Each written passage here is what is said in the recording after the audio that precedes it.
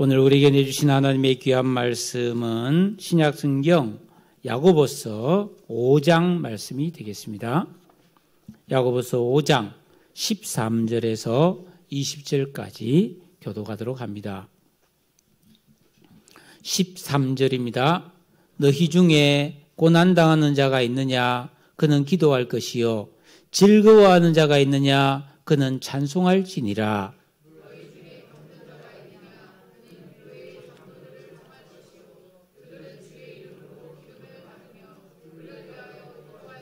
믿음의 기도는 병든 자를 구원하리니 주께서 그를 일으키시리라. 혹시 죄를 범하였을지라도 사하심을 받으리라.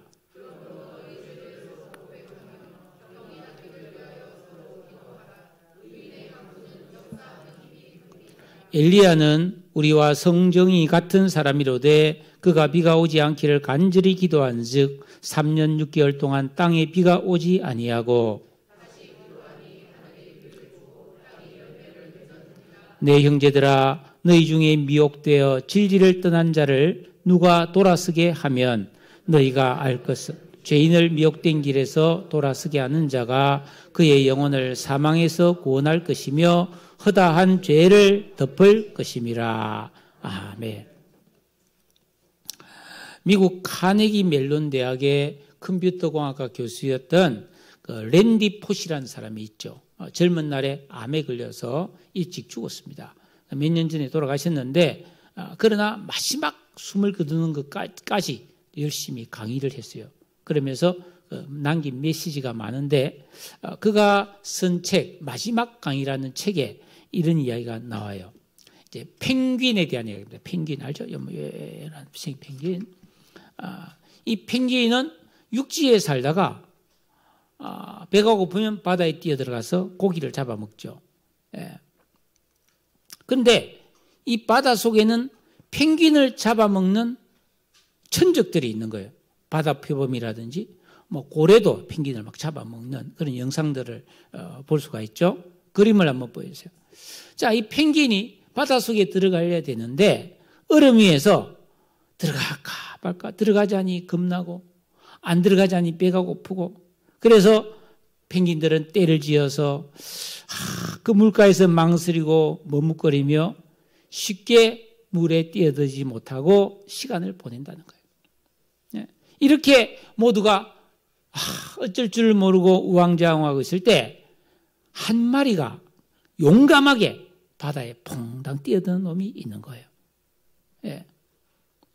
이 펭귄을 포스트 펭귄이라고 부릅니다. 영상을 한번 보도록 하겠습니다. 실제 상황입니다. 포스트 펭귄 영상입니다.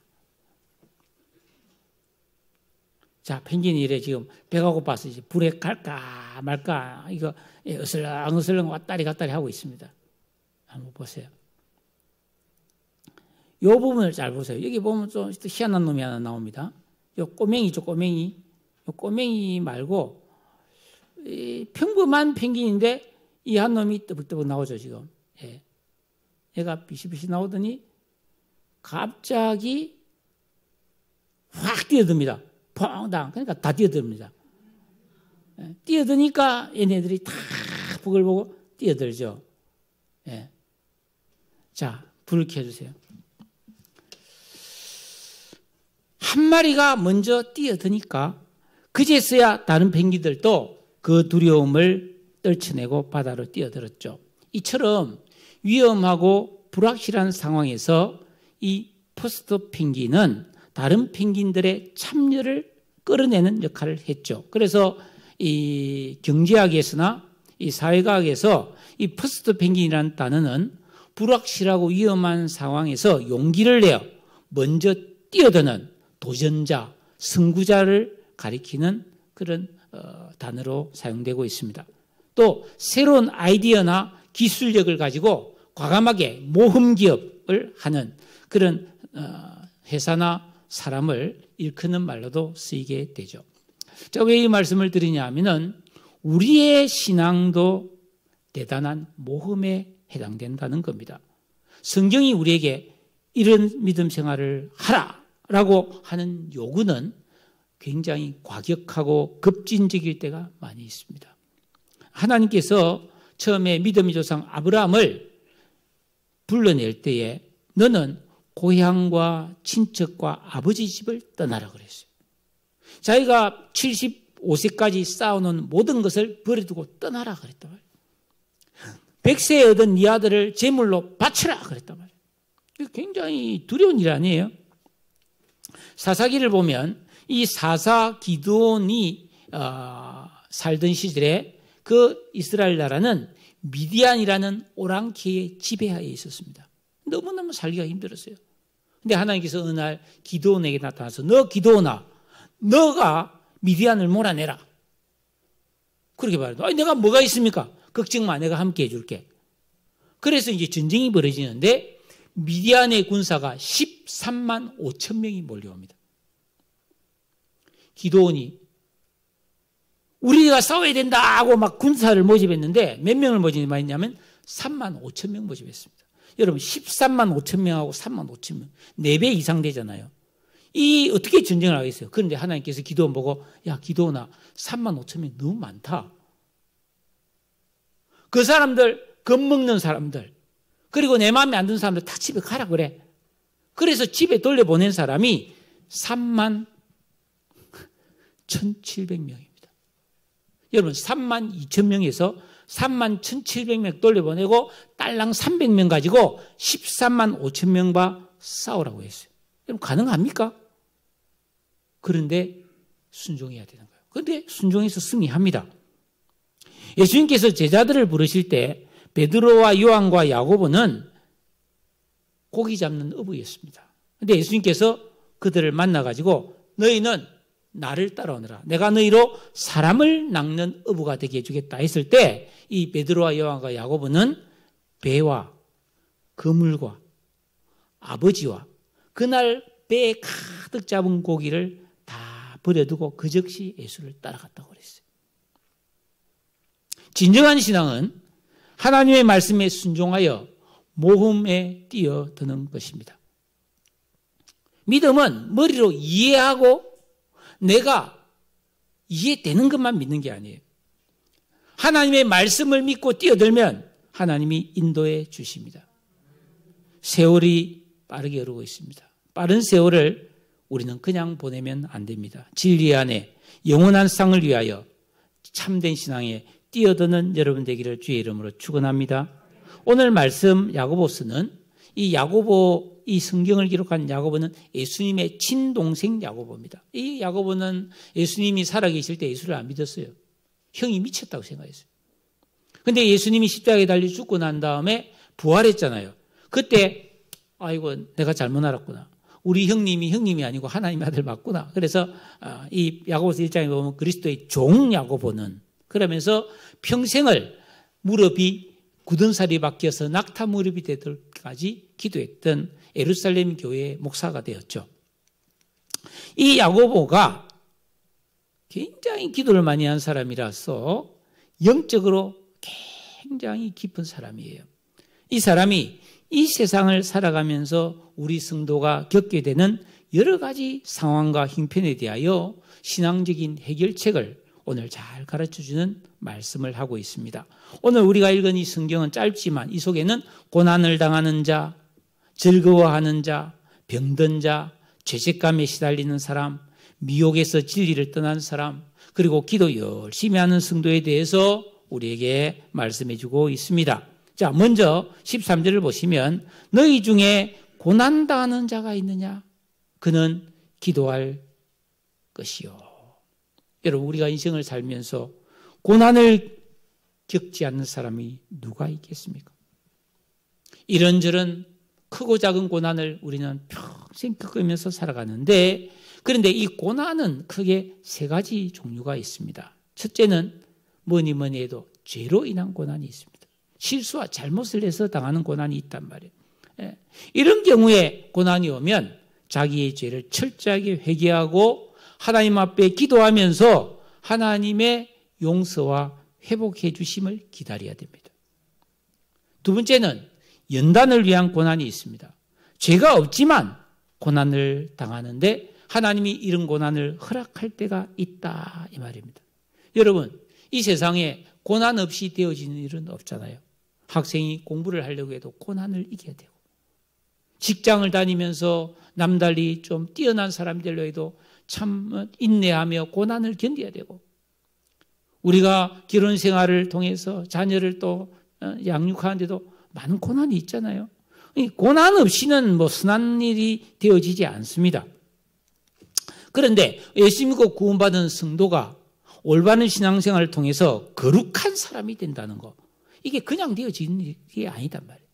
특히 우리가 아담 안에서 물려받은 죄성을 가지고 있기 때문에 우리 안에 악한 인격, 악한 지각, 악한 감성, 악한 의식, 이것을 뽑아내는, 그래서 새 사람의 의식이 만들어지는 이런 과정에서 고난은 필수적이다. 이런 사람 저런 사람, 이런 일 저런 일을 쫙 겪으면서 새 사람의 의식이 만들어지고 다듬어질 때 발생하는 고난이다 말이에요.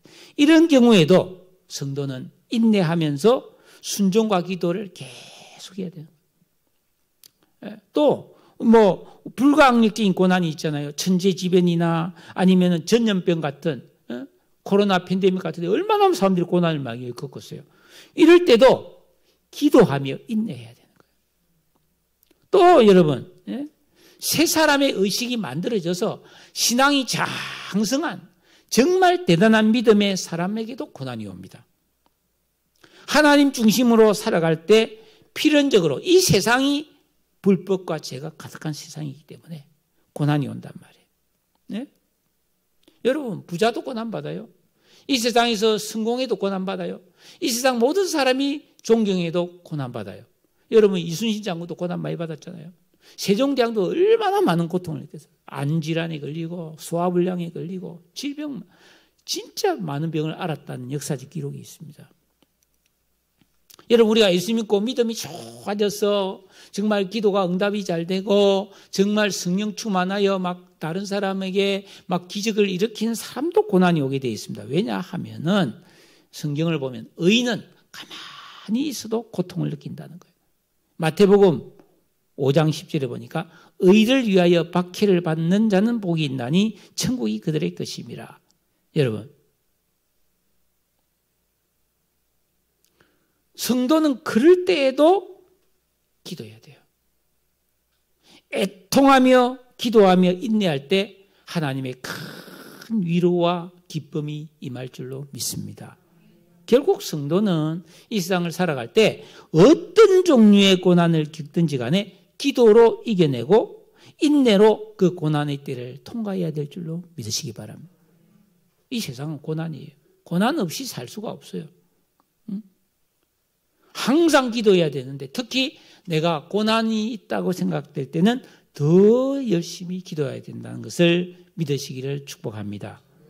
오늘 제가 여러분에게 말씀드리는 것은 굉장히 깊은 영적인 이야기입니다. 그러니까 내가 살아가면서 만나는 어떤 상황, 어떤 일을 어떻게 해결해 가는 것이 하나님의 방법이냐, 지금 이야기를 하고 있거든요. 그러니까 제가 여러분에게 해드리는 방법은 쉬운 방법이 아니에요. 그러나 퍼스트 펭귄처럼 뛰어들으라고 제가 이 말씀하는 겁니다. 두 번째로, 즐거워하는 자가 있느냐? 그는 찬송할지니라. 여러분, 사람이 이 세상에 살다 보면 또 잘 될 때가 있잖아요. 성공할 때가 있고, 막 모든 일이 술술술술 풀릴 때가 있고, 돈도 많이 벌 때가 있었고, 다른 사람에게 칭찬을 받고 인기가 올라가는 그런 좋은 일이 많을 때가 있는데, 이때 문제는 사람이 교만해지기 쉽다는 거예요. 그러나 성도는 기쁘고 즐거울 때 겸허하게 하나님께 감사하고 하나님께 영광을 돌리며 찬송해야 되는데 이게 쉽지 않다는 거예요. 저도 경험해 봤지만 인간이 조금만 잘 되면은 교만이 싹 올라옵니다. 기가 막힙니다, 이게. 응? 그 자기가 잘해서, 잘나서 성공했다는 마음을 먹게 되면 반드시 귀신이 역사해 버립니다. 그래서 자만하게 되고 곁길로 빠져버리고 사람을 대하는 태도가 살짝 변하게 돼요. 말이나 행동 하나가 교만해지기 쉽단 말이에요. 말은 그렇게 안 해도 행동이 교만해집니다. 그런데 여러분 한번 곰곰이 생각해 보십시오. 어떤 사람이 어떤 성공을 거둘 때 이 모든 성공이 이루어지기까지 혼자 잘했나요? 아니에요. 많은 사람의 도움이 있었고 무엇보다도 만물을 섭리 통치하시는 하나님이 베푸르신 은혜가 있었다는 겁니다. 그 은혜와 영광을 가로채지 말고 내가 어떤 성공이고 좋은 일이 있으면 하나님 앞에 감사하고 겸손해지라는 겁니다. 그때 하나님 앞에 영광과 찬송을 돌릴 때 그 성공이 더 아름답게 빛나고 오래가게 될 줄로 믿습니다. 여러분 다니엘서 4장 30절에 보니까 한때 세계 대제국을 이루었던 바벨론의 느부갓네살 왕이 어느 날 왕궁 옥상을 이렇게 산책을 합니다. 뭐 양옥집처럼 옥상이 핑핑하니까 왕궁 옥상이 얼마나 넓겠어요, 그죠? 그래서 쫙 한데 그때 여러분 역사를 보면 바벨론이라는 그 수도 바벨론 도시는 황금의 도시였어요. 여러분 예루살렘의 지붕에서 그 예루살렘 성전과 왕궁에 있던 금을 다 가져갔잖아요, 그죠? 그러니까 전 세계를 정복했으니까 얼마나 많은 황금을 가져왔겠어요. 그래서 막 금으로 떡칠을 해놓은 거예요. 그래서 왕이 그걸 보면서 너무나 감격스러운 거예요. 그래서 다니엘서 4장 30절에 보니까 이 큰 바벨론은 내가 능력과 권세로 건설하여 나의 도성으로 삼고 이것으로 내 위엄과 영광을 나타낸 것이 아니냐 하고 교만했어요. 근데 이 말이 아직도 입에서 떨어지기 전에 하늘에서 소리가 들렸다. 느부갓네살 왕아, 내가 내게 말하노니 나라의 왕위가 너에게서 떠났느니라. 이 역사적 사실이에요. 근데 그 즉시 이 느부갓네살 왕이 정신병이 걸립니다. 보안트로피라는 병이 걸립니다. 이게 뭐냐? 자기가 자기를 소라고 생각하는 병이에요. 그래서 7년 동안 소처럼 있잖아요.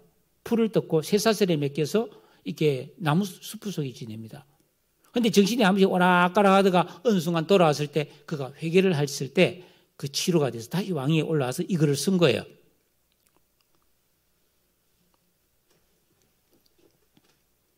이 사람이 정신병은 여러 가지가 있습니다. 역사적으로 보면 자기를 새라고 생각하는 정신병도 있어요. 이게 아비안 드로피라고 합니다. 아비안 드로피. 그리고 자기를 늑대라고 생각하는 질병도 있어요. 난광병이라고 합니다. 많습니다, 이런 병이. 그래서 역사적으로 보면 저 프랑스의 찰스 4세, 덴마크의 크리스찬 7세, 영국의 조지 3세가 다 이런 병에 걸렸습니다. 저는 그 청년 시절에 정신병원을 운영하는 장로님이 계셨는데 그 병원에 자기를 이 짐승으로 생각하는 환자들이 많이 있다고 들었어요. 우리나라에 그런 병 많습니다. 그런데 이거는 일체 비밀입니다. 절대 아무도 못 들어갑니다. 면회도 안 됩니다. 그런데 그 장로님이 슬쩍 이야기를 해주더라고. 그 벌거벗고요. 쇠사슬에 목줄에 가지고 철장 속에 넣어놨어요, 사람을. 말도 못해요. 그냥 짐승처럼 살아요. 하루 종일 이러고만 있다더라고. 자기 너무 슬프다 그러더라고.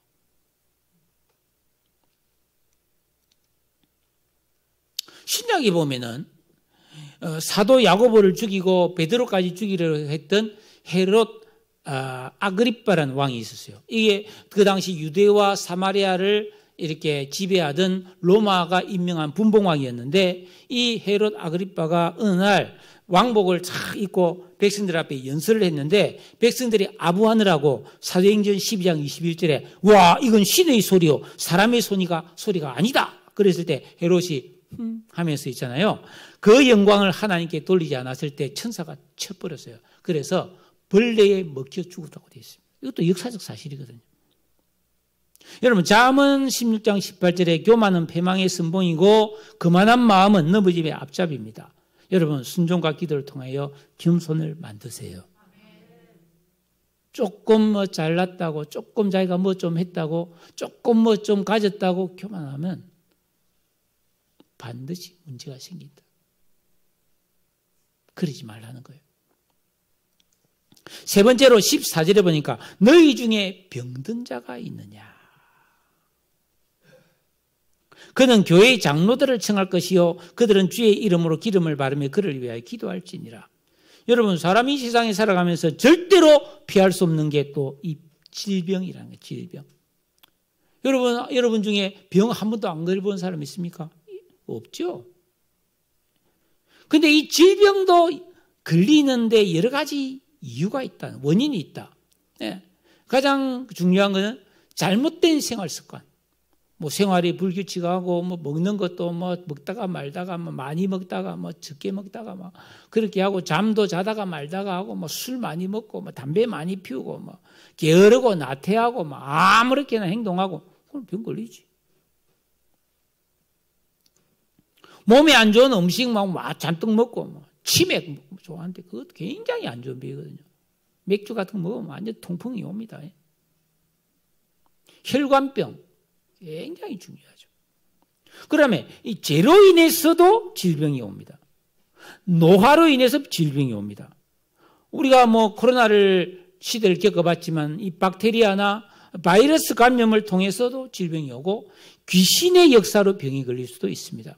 그럼 성도는 질병에 타닥 걸렸을 때 어떤 병이 있다고 왔다 하면 어떻게 해야 되겠어요? 성경이 말하고 있잖아요.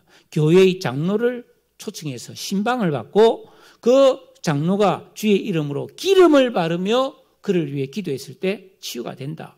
여기서 장로라는 말은 헬라어 프레스 비테루스인데 감독, 목사를 칭하는 명칭이에요. 요한 2서 1장 1절에 보니까 요한 사도가 장로인 나는 그랬고 베드로전서 5장 1절에도 베드로가 나도 장로다 그렇게 말하고 있거든요. 그러니까 초대교회 목회자인데 즉 병든 성도는 그 목회자의 신방을 요청해서 기도를 받고 치료해야 된다는 거예요. 이때 목사는 주의 이름으로 기름을 바르며 그 환자를 위해 기도해 줘야 된다 할 때 여기서 기름을 바른다는 게 뭐냐 하면은 이 기름은 올리브유 거기에다가 향유를 같이 섞여서 유향 같은 향유를 섞은 그런 기름인데 이 당시에는 변변한 약이 없었잖아요. 2000년 전이니까. 여기처럼 항생제, 마이신 이런 게 없잖아요. 그러니까 일단 환자에게는 이 기름을 바르죠. 환부에 기름을 바른다든지, 아니면은 이 기름에 이 유향을 섞으면 향기가 좋잖아요. 여름을 치면 아로마 테라피 같은 효과가 있겠죠. 그래서 약간 마취 같은 기능도 있을 수 있고, 그래서 그걸 최소한의 의술로서 이렇게 기름을 바르며 치료한다. 즉 뭐예요? 의술. 우리가 오늘날 몸이 아프면 약을 사 먹고 병원에 가서 주사를 맞고 수술을 받고 이런 의술도 하나님의 은혜에 포함되어 있는 줄로 믿으시기 바랍니다. 그러니까 이 목회자는 환자의 신방 요청을 받으면 그 신방을 가서 그 환자가 먹는 약을 위해서도 기도해 주고 그 환자가 치료받는 치료 방법을 위해서도 기도해 주면서 무엇보다도 여기서 중요한 것은 뭡니까? 주의 이름으로 기도해 주세요. 주의 이름으로.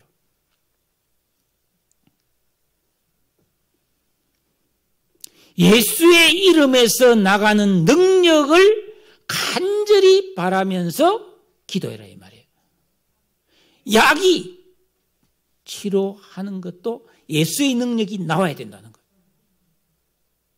그러니까 여러분들 오늘날 이 우리나라의 문제는 뭐냐면 너무나 의료보험 제도가 좋아가지고 몸이 아프면 바로 이 동네에 내과도 있고 이비인후과도 있고 치과도 있고 병원이 다 있잖아요. 한의원도 있고. 그러니까 몸 아프면 그냥 쪼르륵 가서 병원에 가는 거예요. 또 좀 큰 병이 있으면은 어디가 어느 병원에 참 이 분야에 우리나라의 1인자 명의가 있느냐 그런 거 다 찾아가지고 그래서 서울에 있는 빅5라고 하는 대형 병원은 환자가 차고 넘치는 거예요. 그 치료받으려면 한참 기다려야 돼요. 백을 썼어. 어떻게 해서 내가 많이 기다려야 되는데 누구 통해서 내가 빨리 수술 받게 됐다 이런 자랑 나 많이 들어봤어요. 여러분 큰 병이든 작은 병이든 그 병을 치료할 때는 반드시 병원도 가야 되고 약도 먹지만 주의 이름으로 기도해야 돼요. 왜 그래야 되는가가 그 밑에 나오고 있습니다. 여러분 15절에 보니까 믿음의 기도는 병든 자를 구원하리니 주께서 그를 일으키시리라. 혹시 죄를 범하였을지라도 사심을 받으리라. 여러분 믿음의 기도가 어떤 기도입니까? 믿음의 기도는 예수 믿는 믿음이에요. 예수님을 전능하신 능력을 가진 분으로 믿는 믿음입니다. 여러분 마태복음 9장 27절에 보면 이런 말이 나와요. 어느 날 예수님이 길을 가는데 두 맹인이 예수님을 따라오면서 아이고 다윗의 자손이여 우리를 불쌍히 여기소서. 예수님 들은 척도 안 했어요. 그래서 예수님 어느 집에 들어가니까 맹인들이 막 물어서 예수님을 찾아와서 예수님 앞에 나왔습니다. 예수님이 맹인에게 물었어요. 내가 능히 이 일을 할 줄 믿느냐? 눈뜨게 해주자고 생각하느냐? 그러니까 예 주님 그렇습니다 하니까 예수님이 너희 믿음대로 되라. 그래서 눈이 밝아졌다 그랬어요. 병을 치료받으려면은 예수님이 내 병을 치료하실 수 있다는 믿음을 가지고 기도할 때 그 병을 치료하는 효력이 발생할 줄로 믿으시기를 바랍니다.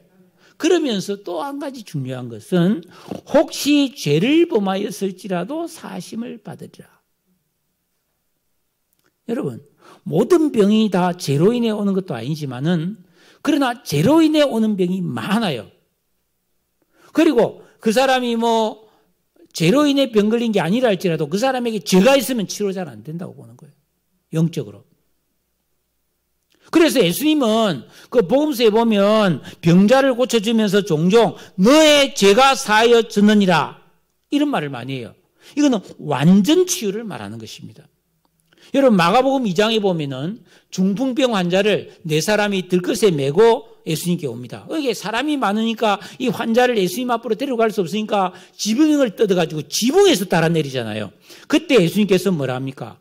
그들의 믿음을 보시고 너의 죄사함을 받았느니라 하고 치료를 해줍니다. 즉 예수님은 환자를 치료할 때 육체의 질병뿐 아니라 그 영혼에 있는 질병까지도 치료해 주기를 기뻐한다는 거예요. 여러분 기억하세요. 창조주 예수님은 우리 인간이 영혼, 육을 가진 전인적인 존재란 걸 아십니다. 그래서 여러분 예를 들어서 중풍병이라든지 오랫동안 병을 앓으면 그 사람의 심령이 굉장히 쇠약해져 있잖아요. 육신도 쇠약해졌지만 그 병으로 인해서 고생하고 죽을지 모른다는 두려움 그리고 뭐 내 뜻대로 안 되는 그런 낙심 얼마나 그 심령도 같이 병들어 있단 말이에요. 그래서 예수님은 먼저 그 심령을 고치는 너의 죄사함을 받았다 하고 치료를 해주는 거예요. 그러니까 여러분이 몸이 아프거나 이런 계속 치료를 오래 해야 되는 병이 있으면은 심령의 치료를 위해서 주님 앞에 회개도 하고 기도 생활을 많이 해야 돼요.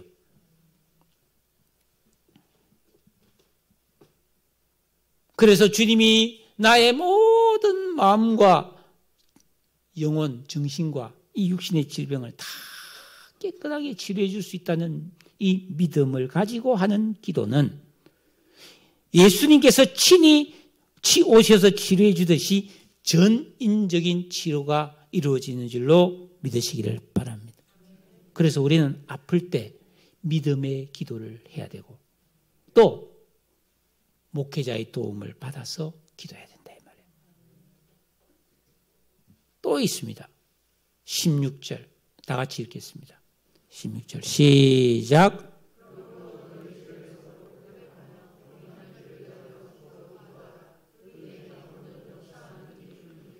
성도의 일생에서 질병이 안 걸려야 되는데 성도가 살아가는 인생에서 병에 걸렸을 때 이 올바른 치료가 너무너무 중요하다.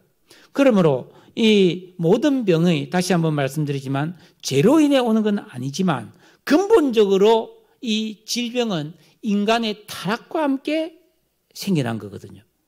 원래 에덴 동산에 질병이 없었습니다. 그런데 아담이 하와가 그 선악과를 따먹고 타락함으로써 이 세상에 질병이 생겨났단 말이에요. 그러므로 일단 병에 걸리면 환자는 먼저 겸허하게 자기를 하나님 앞에 돌아보고 회개하며 기도해야 됩니다. 어떻게 기도해야 되느냐? 너희 죄를 서로 고백하며.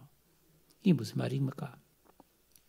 사람과 사람 사이의 잘못된 관계, 갈등, 미움, 거짓들을 서로 고백하고 회개하면서 병 낫기를 기도해라. 예를 들어서 내가 아프다. 그러면 우리 집사람이나 자녀들이 제일 먼저 기도해야 될 거 아닙니까? 그러면 서로 병 낫기를 기도할 때 죄를 고백하고 잘못된 걸 풀고 기도해라 이 말이에요. 여러분 마태복음 5장 23절에 보면 예물을 제단에 드리려 하다가 거기서 너의 형제에게 원망들을 만난 일이 있는 것이 생각나거든 예물을 제단 앞에 두고 먼저 가서 형제와 화목하고 그 후에 와서 예물을 드리라. 이 예물을 드린다는 말이 예배 아닙니까? 하나님 앞에 예배하러 왔다가 헌금을 드리려고 하다가도 내가 누구랑 지금 사이가 안 좋은데 풀지 않은 게 있다. 그러면 예배보다 먼저 가서 그 사람하고 풀고 와서 예배 드려야 하나님이 그 예배와 예물을 기쁘게 받으신다는 겁니다. 이 말은 뭔 말입니까? 우리 예수 믿고 구원받은 성도는 이 세상을 살아갈 때 항상 하나님과 나, 사람과 사람 사이, 나와 돈, 사물과 나 모든 관계 잘못된 것을 정리정돈하며 살아라는 거예요. 특히 병이 들었다. 내 주위를 다 돌아보고 잘못된 것을 정리하면서 기도해야 된다는 거예요. 그런 거 다 놔놓고 주여 낫게 해달라고 하는 것은 올바른 방법이 아니라는 겁니다. 더 좋은 방법을 지금 이 야고보가 가르쳐주고 있는 거예요. 여러분 맺힌 것을 푸세요. 지은 죄가 있으면 회개하셔야 됩니다. 그게 없으면 간절히 인내하며 기도하면 됩니다. 이게 야고보 목사님이 가르쳐주는 병을 치료하는 방법이에요. 영적 방법. 그렇게 했을 때 뭐라고 그랬어요? 의인의 강구는 역사하는 힘이 크다. 이때 의인은 이름뿐인 의인이 아니고 성화구원의 의인을 말하는 겁니다. 즉 내가 지은 죄를 낱낱이 고백하고 용서함 받고 깨끗하게 정리가 된 성도가 의인인 거죠. 근데 여러분 참 제가 이 말씀을 가지고 고민을 했어요. 여러분 로마서 3장 10절에 보면 의인은 없나니 하나도 없다고 그랬잖아요. 근데 의인의 기도는 역사하는 힘이 크다 그랬잖아요. 근데 의인은 하나도 없는데 의인은 있어요. 구약 성경에 보면 창세기 6장 9절에 노아는 의인이요 당대의 완전한 자라 그는 하나님과 동행했다 했고 사도행전 10장 22절에 보니까 로마 사람 백부장 고넬료는 의인이다. 하나님을 경외하는 사람이라고 되어 있어요. 의인은 하나도 없다고 했는데 의인은 또 있다고 말하고 있습니다. 왜 그럴까요? 로마서 5장 19절에 답이 있더라고요. 한 사람이 순종하지 아니함으로 많은 사람이 죄인된 것 같이 한 사람이 순종하심으로 많은 사람이 의인이 되리라. 예수 그리스도의 십자가의 은혜로 의인된다는 겁니다. 여러분 예수 그리스도의 십자가의 은혜를 믿고 주님을 신뢰하고 의지한 사람은 의인입니다. 그죠? 근데 이 의인이 계명을 지키고 순종함을 통해서 우리 안에 있는 악한 것을 뽑아내고 예수 닮은 새 사람의 의식과 지각과 인격을 만들어가고 있거나 그걸 만들었을 때 이 사람의 기도는 능력 있는 기도가 나오는 줄로 믿습니다. 하나님이 응답을 더 잘해 줄 수 있는 효력이 큰 기도를 드릴 수 있는 의인이 되는 것을 믿으시고 여러분들은 의인 되기를 힘쓰기를 주의 이름으로 축원합니다. 건강하기 위해서 운동하고 건강식품 먹고 좋은 음식을 가려 먹는다고만 해서 건강한 게 아닙니다. 왜? 건강은 육신으로만 오는 게 아니고 정신으로도 오고 마음으로도 오고 영적으로도 오는 거거든요. 내가 아무리 건강은 잘해도 코로나 안 걸리나? 유행하면 걸릴 수가 있죠.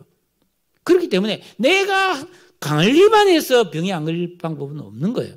그러므로 여러분 관리도 잘해야 되겠지만은 영적으로 여러분 항상 여러분 주변을 정리하면서 죄를 멀리하고 회개하면서 하나님을 경외하는 의인의 삶을 살아가는 것이 건강하게 사는 비결인 줄로 믿습니다. 여러분 의인의 기도의 효력이 크다. 이에 대한 예화가 그 다음에 나와요. 17절에 보니까 엘리야는 우리와 성정이 같은 사람이로되. 여러분 구약시대 때 수많은 선지자가 있었는데 이 엘리야만큼 더 엄청난 선지자는 없었죠. 기적을 일으켰습니다. 수많은 기적을 일으켰어요. 그런데 이 엘리야가 보통 사람이 아닌 것처럼 보이지만 아니다. 엘리야는 특별한 사람이 아니라 우리와 똑같은 성질과 정서를 가진 사람이다. 먹어야 되고 배고프면 먹어야 되고 그래서 배고프니까 뭐 까마귀가 갖다 주는 까마귀 침 묻은 떡을 먹고 그러잖아요. 배고프면 할 수 없는 거예요.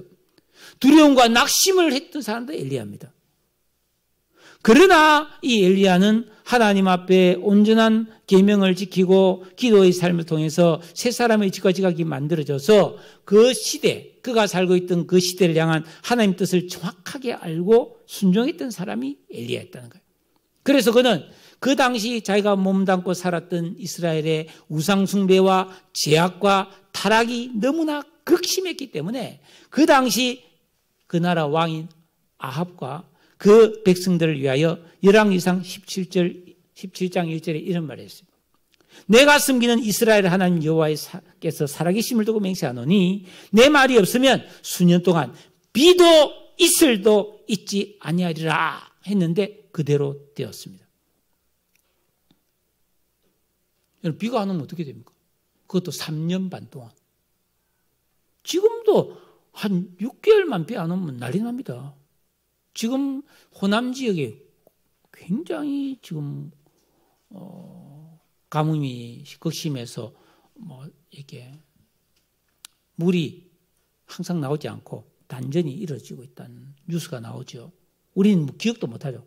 왜? 물 안 나오면 생수 사다 먹으면 되니까. 근데 지금으로부터 여러분, 거의 뭐 3,500, 4,000년 전에 비가 안 왔다. 어떻게 되겠어요? 그런데 이슬도 안 내린다는 거예요. 여러분, 비가 안 와도 있잖아요. 일교차에 의해서 자연적으로 식물에 이슬이 딱 생기면 그 이슬이 해가 뜨면 또르륵 떨어져서 탁 땅에 떨어지면 그 식물이 그 이슬 방울을 먹고도 생명을 부지하는 거예요. 그런데 이슬도 안 내린다는 것은 이 완전 자연 현상도 완전히 그죠? 하나님의 역사로 딱 끊어져 버린 거예요, 이슬이. 어떻게 이런 엄청난 일이 가능합니까? 중요한 것은 엘리야가 하나님의 뜻대로 3년 반 동안 비도 이슬도 안 온다 하고 선포했지만 엘리야는 자신이 말한 대로 3년 반 동안 비도 이슬도 안 오도록 3년 반 동안 쉬지 않고 기도했다는 거예요. 이게 굉장히 중요한 이야기입니다. 하나님이 우리를 축복하셔도 그 축복을 받기 위해서 기도해야 됩니다. 여러분, 예수 믿으면 천국 가죠? 천국 가기 위해서 기도를 해야 돼요. 부모가 자식한테 돈을 주고 공부시켜주고 옷 사주고 밥 먹여주고 다 해줘도 부모님께 감사하면서 자기 할 일 열심히 해야 됩니다.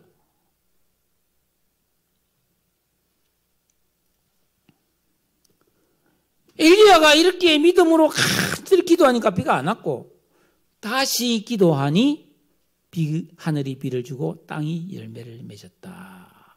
그렇게 말하고 있습니다. 어떻게 엄청난 이런 일이 가능했을까요? 엘리야의 기도는 철저하게 계명을 지키고 하나님 뜻대로 그대로 순종하는 의인의 기도였기 때문에, 즉 요한일서에 따르면 그의 뜻대로 무엇을 구하면 들으심이라. 하나님 마음에 합한 기도를 한 의인의 기도였다는 겁니다. 그러니까 오늘날 예수 믿고 구원받은 우리 성도가 정말 지극히 작은 계명 하나라도 버리지 않고 순종하고 기도하면 하나님께서는 엘리야에게 그런 엄청난 기도를 응답해 주신 것처럼 우리의 기도도 역사하는 힘과 효력이 있는 기도 응답이 일어날 줄로 믿으시기 바랍니다. 이게 야고보 목사님이 우리에게 가르쳐주는 믿음 생활의 비결이에요. 그런데 아무리 이렇게 가르쳐줘도 안 듣는 사람이 많은 거예요. 아이고 못해요, 안 해요, 힘들어요, 그냥 살래요, 그런 사람이 있는데 특히 19절에 보니까 내 형제들아 너희 중에 미혹되어 진리를 떠난 자를 누가 돌아서게 하면, 미혹되어 진리를 떠나는 사람이 많다는 겁니다. 여기서 미혹이라는 말은 길을 잘못 인도받았다, 목표가 없이 방황한다는 뜻입니다. 여러분, 우리 주변에도 예수 믿다가도 미혹에 빠진 사람 너무 많습니다. 뭐 기적 좋아하고, 뭐 은사 좋아하고, 뭐 신유 좋아하고, 막 끔뻑끔뻑 넘어가고 자빠지는 거 좋아하는 사람 많아요. 신천지, 통일교, 구원파, 뭐 여호와의 증인이라든지, 뭐 하나님 어머니 해삼시로 그게 뭐 대단한 것처럼, 예? 사실은 죽은 안상홍이, 예? 자기 부인한테 물려주면서 만들어낸 건데, 이 안상홍 증인회 같은 이게 여기에 이단에 빠진 사람들도 뭐 기독교잖아요. 통계적으로는 기독교에 잡혀요. 자기들은 기독교인이라고 말해요. 종교 기독교입니다. 이 사람들은 진리가 아닌 것에 속아서 살아가는 참 가련한 사람들이죠. 우리는 그런 사람들이 진리로 돌아서도록 기도하고 진리를 계속 전파해야 될 줄로 믿습니다. 그런데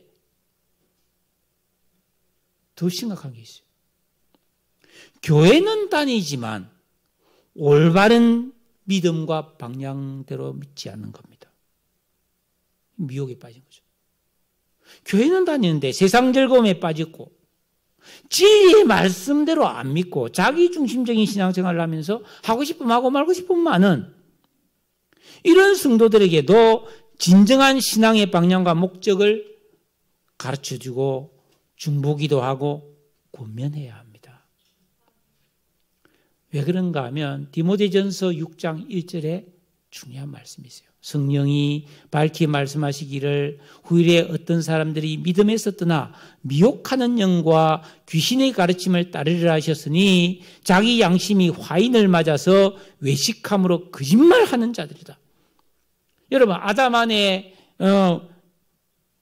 이 이후에 아담의 타락 이후에 이 세상에 태어난 모든 사람은 원죄가 있고 이 원죄의 영향으로 사람의 안에 영혼 육이 타락이기 때문에 악한 지각, 악한 인격, 악한 감성이 가동되는 죄인의 삶을 살아가게 되는 거죠.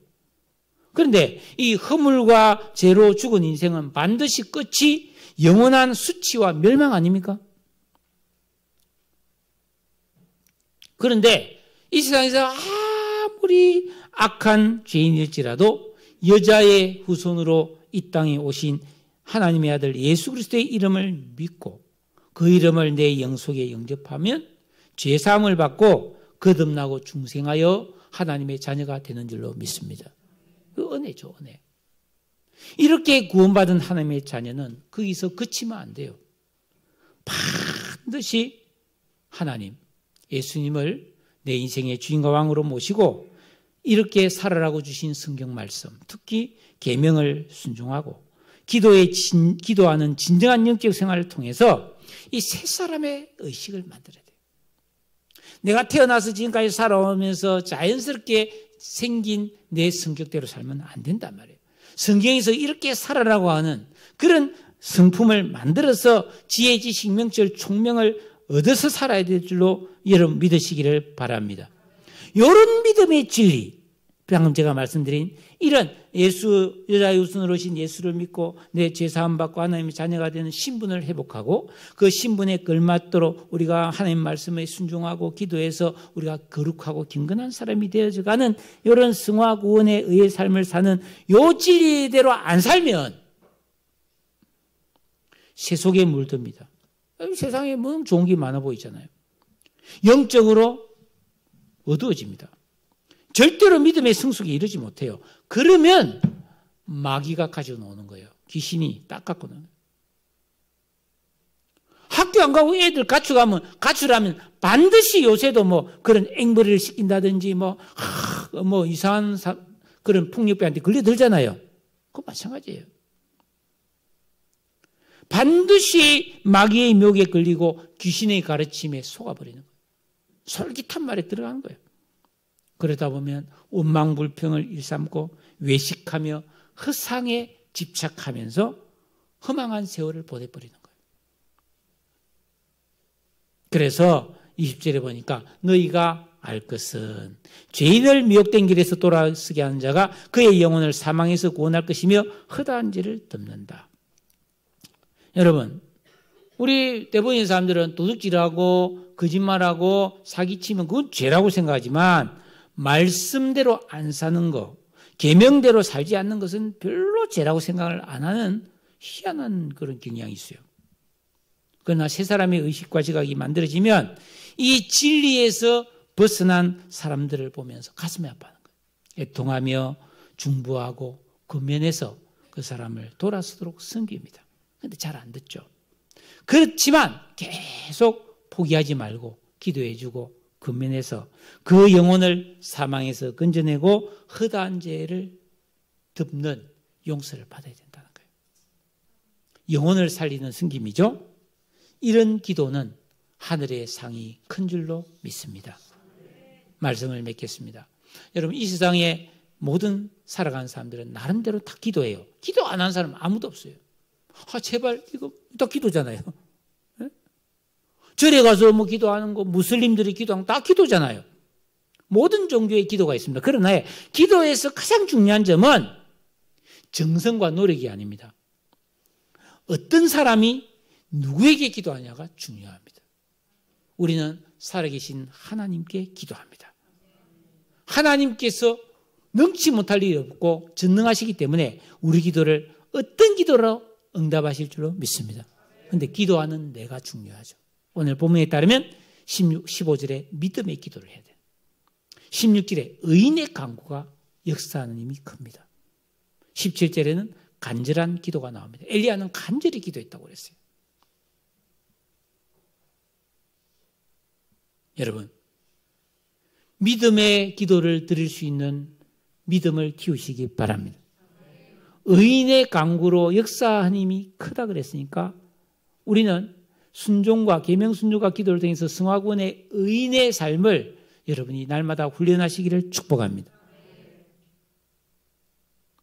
그런데 이 진리가 선포되었는데 펭귄들처럼 좋긴 한데 그렇게 하면 너무 힘들 것 같은데 하면서 머뭇거리는 그런 성도들이 많은 것 같아요.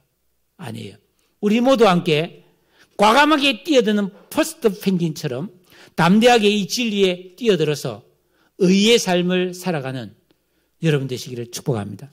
그래서 내 문제를 해결받고 이 세상에 고난당하는 자, 즐거워하는 자, 병든 자, 죄책감에 시달리는 자, 미혹되어 진리에 떠난 자를 위해 기도해주고 그들을 회복하고 치유하고 그들이 겸손해지고 그들이 진리 안으로 돌아오는 예수님의 포도나무에 붙어있는 가지에 열매가 많이 맺히듯이 우리에게 이런 영혼 구원의 열매가 많아지는 그런 포도나무 되시기를 주의 이름으로 축원합니다. 퍼스트 펭귄 되세요. 자, 옆 사람하고 나누겠습니다. 오늘 말씀 듣고 깨달은 거 한두 개만 간단히 나누겠습니다. 자, 1분 시간.